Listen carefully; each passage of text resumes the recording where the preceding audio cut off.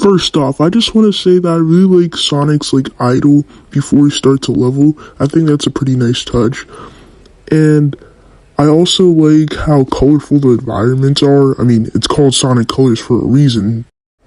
But we're already going to stuff that I don't like, and that's the how many acts there are.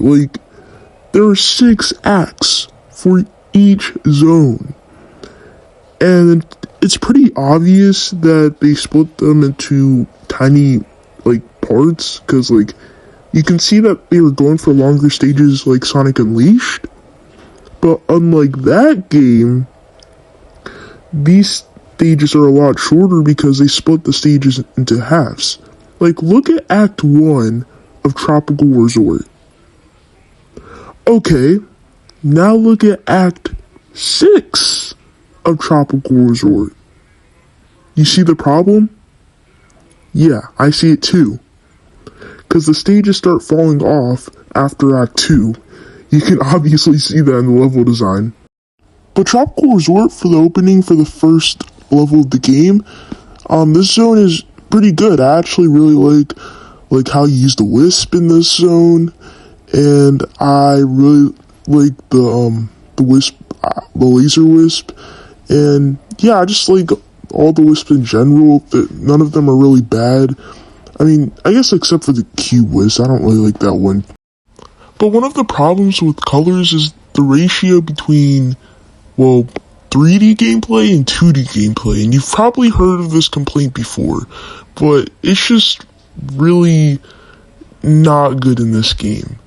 I mean, 2D isn't bad, I just think that there's way too much 2D in this game. I mean, you can't be like, oh yeah, it's because it's a Wii game. That's not really a good argument. But as I was saying, Tropical Resort is a perfectly fine level. It's completely harmless, but to be honest though, I just kind of feel like they kind of rushed out some of the 6th and 5th acts out the window because they just wanted more acts to pad out the game, like I just said. Alright, now time for Sweet Mountain. And I think this zone is really cool because there's a bunch of foods, candies everywhere, and you wouldn't expect that idea from a Sonic game, so that's really cool to see in here. And then during this act, you actually have to drift because that's actually not a new ability, but it was from Sonic Unleashed, but it was not good to use in that game. So I guess they tried to improve it, but it's not as bad as before, but it's kind of stiff though. It feels a lot slower, but I mean, I guess it's better than the one in Sonic Unleashed, or maybe the Unleashed one's better, but I'm not sure though. But anyways, for this zone, the Drill Wisp is the one that's used here, and I think this Wisp is really cool to use. And the thing that I really like is that I like how they have different wisps for each zone, so every zone feels even more special than all of them already are. And in my opinion, I think all these zone themes are probably the most unique ones in the whole entire series so far. And I'm pretty sure that that's a really cool compliment, or a good compliment, because Sonic has really good themes in all of his games, and it's really cool to say that about Sonic Colors since there's so many cool things about this game that people don't really talk about. Anyways, let's talk about Starlight Carnival, and oh my goodness, this zone looks so colorful. Oh my goodness, look at this! This is insane, even for the Wii. It felt like my game was about to crash in any second now because this, looks so dang good. Oh my goodness, there's fireworks in space. Somehow there's ships everywhere that look really colorful, and it all just looks so good. And I don't know why, but to me though, I feel like the tracks kind of look like that rainbow stage from Mario Kart. I don't know why it reminds me of that. Maybe it's a reference, who knows?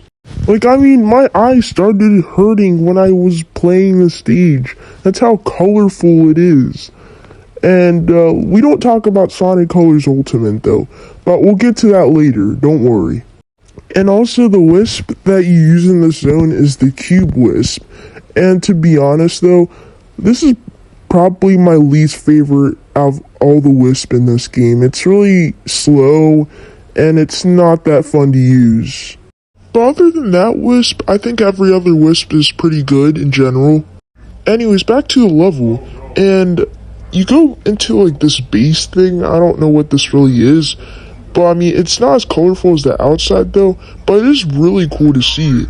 And most of the time in the stage, you're kind of just going on this road thing, and it's all automated, but I mean, it does look really cool, especially for the Wii. So yeah, I'll just play this zone any day of the week. This zone is really fun, it's really colorful. I mean, it's mostly like automated with these parts, but I mean, it's still fun either way. Alright, now for Planet Wisp. And the crazy thing is that this is the first grass level in the game, and this is like the 4th zone or something, and I just think that's insane. And this doesn't feel like Green Hill at all. Like, this feels like a completely different level, well, because it is, but it just feels a lot more calm. Like, there isn't really like crazy music anywhere, it's just a lot more like relaxed, you know?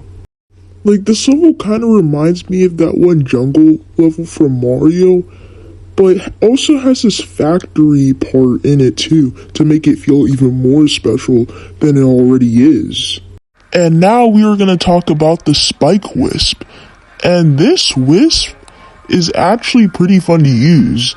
And it's a wisp where you basically have Sonic's old abilities where you spin dash and stuff. And then for the Rocket Wisp, it's basically a rocket. You just fly up into the air and it's really fun. And both the wisp that I just said are the ones that are used for this zone. And I just really like this zone because it feels a lot more calm, like I said before, and it's just a lot more relaxing and really nice to play through. So yeah, this zone is really good. Okay, now for Aquarium Park. And it wouldn't be a Sonic game without a water level, and well, here it is.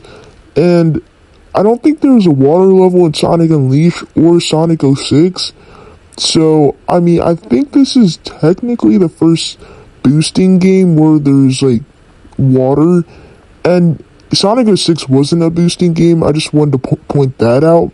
But in Sonic Unleashed, there wasn't any water sections, so here it is pretty cool to see. And I just really like how everything looks so vibrant in this game, and everything looks so smooth and so nice for a Wii game. But before we talk more about this zone, I just want to talk about the red rings.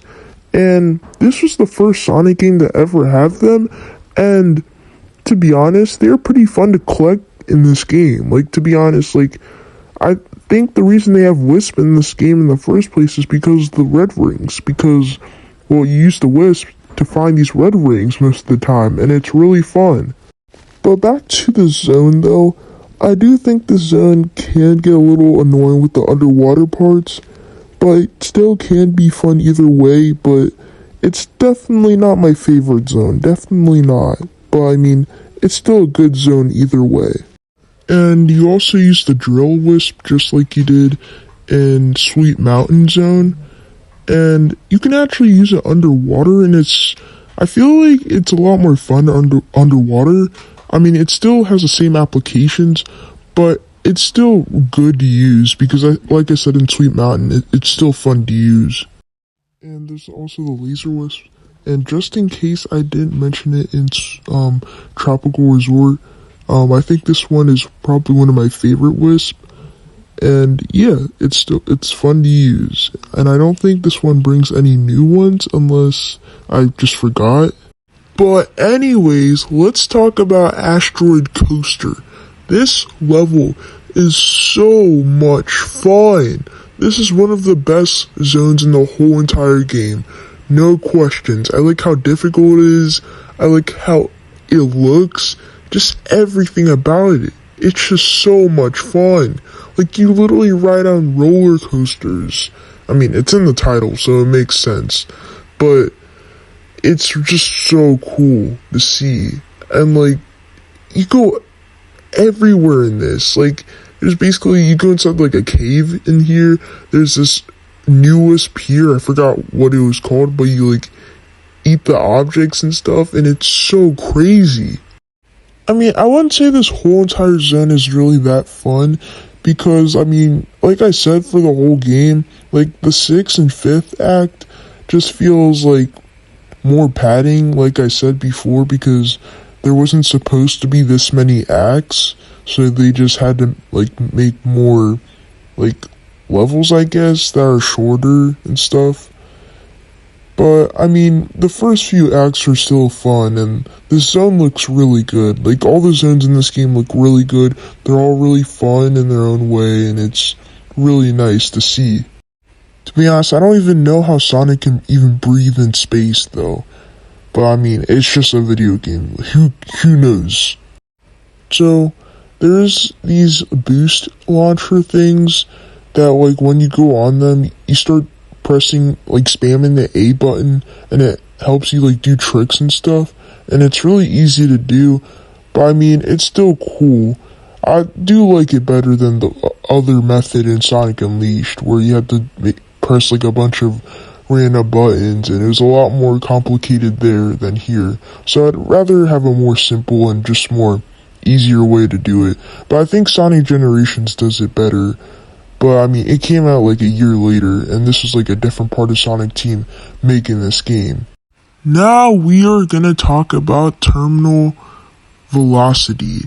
And you'd think that this zone or level is like Eggman Land, but it's actually the opposite.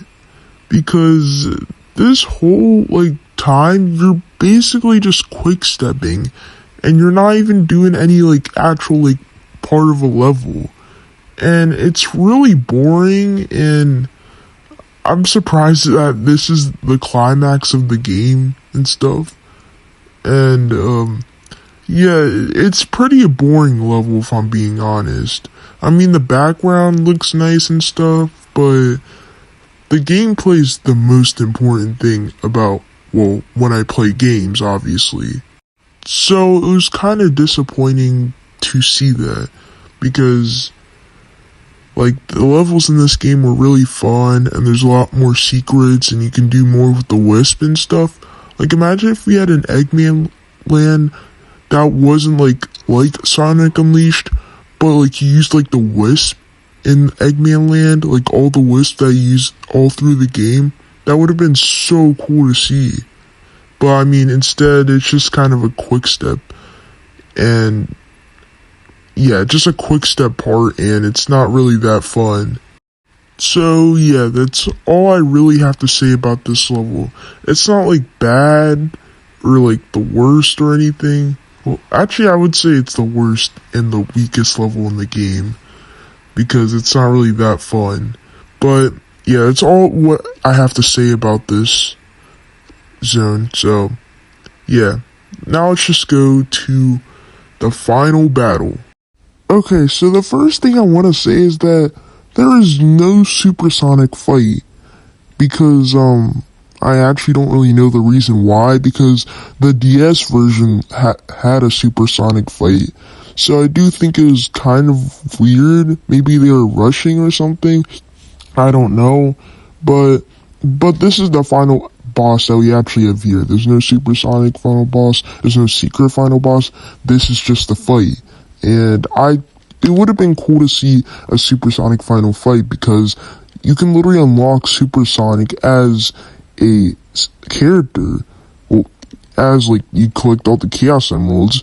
And the weird thing about supersonic is that he can't use Wisp, and I guess that's, like, that kind of makes sense since he's already powerful, but you can't get S ranks with him, because, I mean, you need the Wisp. So yeah, and plus, you can also just blast through the levels as him, so it's fun either way, though. But anyways, back to the final boss. like I said, for every single final boss that I review in all these types of games, like, they're always so climatic, and that's the same for this boss here. Because when you hit the boss, you start getting these wisp things, and then you actually start using them against Eggman. And I find that to be really cool for a boss fight. I mean, you technically do use it during the fight, but like not the actual wisps themselves. You just use the power of the wisps, which is still cool if I'm being honest. But if I'm gonna be completely honest, this boss is pretty easy if I'm being honest. Like, you could literally beat this in your first try. This isn't one of those final bosses where it takes a lot of time to actually, like, use all your skill and then make it into all one thing. You just kind of just do it once and then it's pretty easy. But I mean, it's still pretty cool because, I mean, it's really colorful. I mean, that's what the game is called, obviously. But yeah, it's really cool, and plus you use all the wisps at the end. Like, look at this. You just use all the wisps together and then you completely destroy Eggman's machine over here. So yeah, I really like the final boss. But let's just talk about like the bosses in general, because this game's bosses aren't really talked about. Like, they're probably the most coolest like concepts of bosses ever, but these bosses are kind of just like end quickly. Like, look at this Tropical Resort boss. Like, this boss ends so fast. It takes like 22 seconds in order to beat it. It is that easy. And the Starlight boss here, I mean, this boss actually looks pretty cool. I mean, all the bosses actually look really good in this game, and the themes are really nice. But the problem is the actual boss itself, because it's so easy, and plus, the thing is that they're way too quick. Like, they're way too quick. And I just wish the bosses were like a lot more like more interesting. But I mean, I'd rather have a quick boss than a boss that takes like 30 minutes. Yeah, I'm looking at you, Sonic Superstars. Can't get away from that, Sonic Superstars. But anyways, yeah, I just don't really like the bosses that much. But I mean, they are still cool though, so I do kind of like them a little bit. Okay, just for a little bit, we are going to be talking about Sonic Colors Ultimate, and I'm going to say my thoughts about the game. I'm not going to go and like completely review about it, because it's basically like Sonic Colors, it controls the same, but there are big differences between this one and, well, the other version. So, as you heard about this game, is that this game has different textures than the other version. And, it's not a big deal, but, sometimes it can completely blind you, because this game is so bright. I mean, some areas don't look too bad, but, I mean, areas like Sweet Mountain, like, are, like, way too bright, and then other parts are, like, dark.